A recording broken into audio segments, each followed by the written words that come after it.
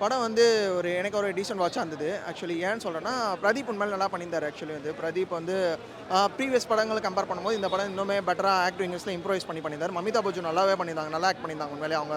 அவங்க எமோஷனல் சீன்லாம் உண்மையிலே நல்லா பண்ணியிருந்தாங்க. பிரதீப்பும் சூப்பரா பண்ணியிருந்தாரு. சரத்குமார் தான் ஸ்டீலரா இருந்திருக்காரு ஆக்சுவலி வந்து. நீங்க படம் பார்க்கும்போது தெரியும். ஏன் வந்து சரத்குமார் வந்து ரொம்ப நாள் கழிச்சு நம்ம இந்த மாதிரி ஒரு ரோல்ல பார்க்குறோம். எனக்கு பர்சனலி ரொம்ப பிடிச்சது. சாய் அபியங்கர் மியூசிக் பார்த்தீங்கன்னா, நீங்க ஓவர் மிக்ஸ் பண்ணது நெறைய பேர் சொல்லியிருந்தாங்க. இந்த மாதிரி ஓவர் மிக்ஸ் பண்ணியிருக்காரு ஆல்பம் சாங்லலாம் அப்படின்ற மாரி. இல்ல ஓவர் மிக்ஸ்லாம் பண்ணாம இன்னுமே பெட்டரா ஹேண்டில் பண்ணியிருக்காரு சாய் அபியங்கர் அப்படின்ற மாரி சொல்லுவோம். நல்ல டெபியூ ஆக்சுவலி. டைரக்டருக்கும் ஆகட்டும், நம்ம வந்து ஒரு இப்போ டைரக்டர் ஆகட்டும், இப்போ சாய் அபியங்கர் ஆகட்டும் நல்ல ஒரு டெபியூ பண்ணியிருக்காரு ஆக்சுவலி.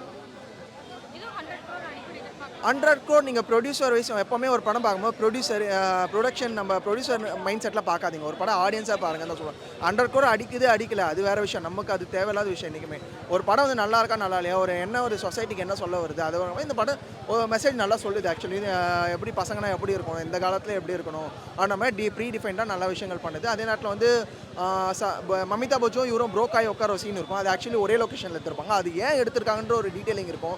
அதே நேரத்தில் இவங்க அவரோட லவ்வை ரியலைஸ் பண்ணும்போது ஒரு சீன் இருக்கும். ஆக்சுவலி நல்லா பண்ணியிருக்காங்க. அப்புறம் பரிதாபங்கள் டிராவிட் உண்மையிலே நல்லா நடிச்சிருக்காரு. நல்ல ஒரு இந்த படத்தில் பண்ணும்போது அவர் ஆக்டிங் ஒரு ஃப்ரெண்டாக நல்லா பண்ணியிருக்காரு ஆக்சுவலி வந்து.